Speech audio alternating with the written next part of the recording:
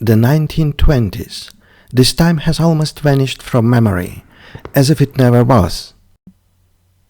A brief interval in which history tried to take another path. After the collapse of the old world, a rapid modernization begins, technical, social, cultural. But this surge does not have time to take shape. It is halted by two factors. The first is material, resources exhausted by war and revolution. The second is ideological, a growing tendency toward rigid, closed systems. We are looking at the city at precisely this moment, a window into another history, Tashkent of the 1920s and 30s. A view from above, from a point that no longer exists. We are on the roof of the Beklerbek Madrasa. The photographer's friends pose by the Kone Tower. In Central Asian architecture, it is called a guldasta, literally a bouquet of flowers. The photographer himself stands by the wall of the peshtak. This is the main portal of the building, a monumental rectangular frame. Here is this building in an older photograph, the peshtak and the tower.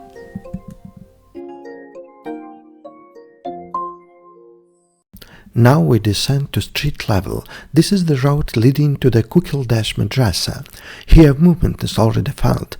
People go about their business. The shops are set in small niches. The owner sits inside while customers remain outside. The street still exists today, but it looks different now. Bazaar. Here the city speaks the loudest. Each section has a clear specialization. These are the rows of ready-made clothing.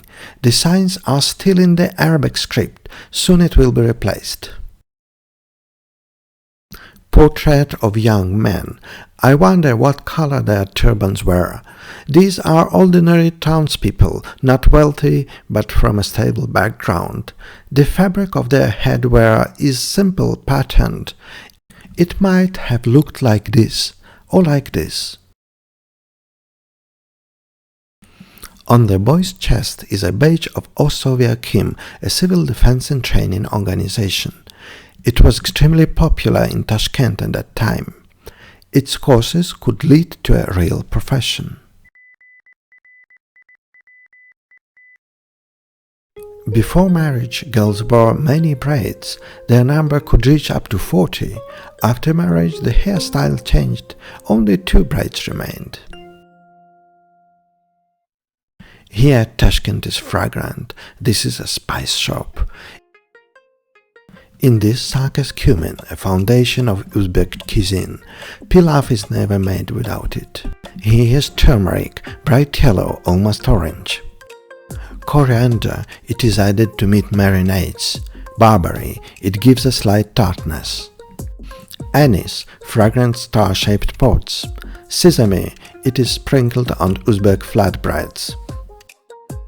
These prices represent the modern equivalent per ounce. 100 years ago at the Tashkent Bazaar, the prices for these spices were 10 times higher than today. Evening school, study after work, adults at their desks.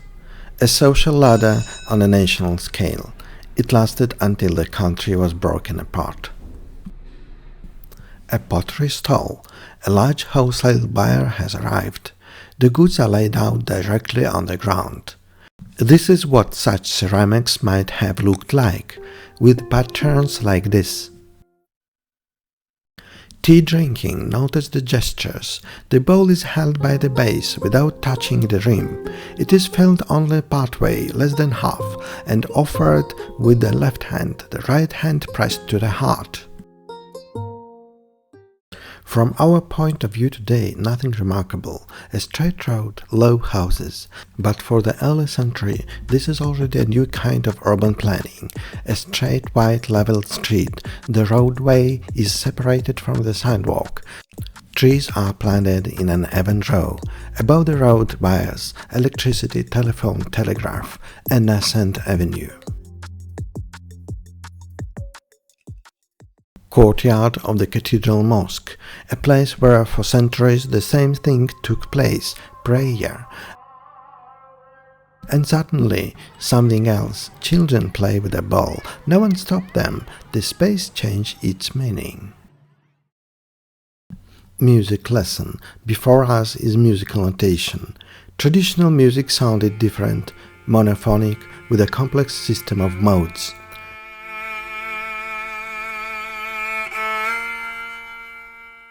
Here, music is laid out in symbols, and a different sound enters the world.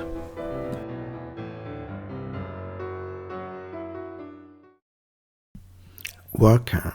The clothes are worn, the work is hard, and yet he smiles, simply, as if it were only natural. German language textbook, the language of technology, of engineering thought, of new ideas. From book like this, children of a West Country learned. This is a textbook by Eleanor Johansson Hegel. Her fate would be tragic. Two people have stopped, leaned in, and are laughing. Moments like this do not depend on place or time. But here there is one detail that clearly marks the era. It is the expression on their faces. Earlier portraits were different, restrained, with composed poses, a certain distance. Later they would become stricter again. But here open expressions, almost physical immediacy. This is how people were photographed in the 1920s. Tashkent began to become modern even before the First World War. Trams were already running along these streets. The cars were of pre-war Belgian manufacture. They remained in service for a long time, of roughly this type. The photograph shows Pushkin Street, today Mustakillik Avenue. A girl repeats the pose of the statue. Here is diving into the water by the sculptor Romuald Jutko. Figures like this begin to appear in parks in the early 1930s. They establish a new image of the body. In plaster copies, these statues were widely reproduced in cities across the country, from Riga to Tashkent. A tram by the mosque, a small building, the poplars taller than it. Yet it is remarkably graceful, the proportions are precise, the lines carefully composed. This building has not survived. At this moment no one knows that much will disappear, for now it seems the hardships are behind them, just a little more and everyone will live as one happy united family, and one day humanity will break beyond the bounds of the earth. These children will grow up in a different city.